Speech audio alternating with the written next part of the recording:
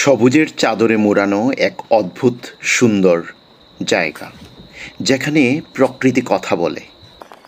এর এক পাশে রয়েছে পাহাড়, যাকে আমরা কালো পাহাড় নামে চিনি।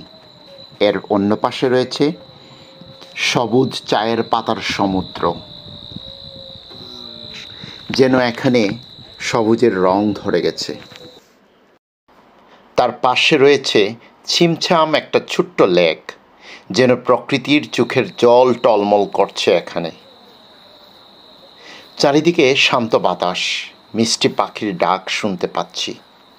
মনে হয় স্বর্গ যেন এখানে নেমে এসেছে। আর এই স্বর্গীয় সৌন্দর্য হৃদয়ে রেখে আসুন আমরা সবাই প্রকৃতির প্রেমে পড়ি। আর হ্যাঁ, আমরা এতক্ষণ রাঙ্গিছড়া লেকের কথা বলছিলাম।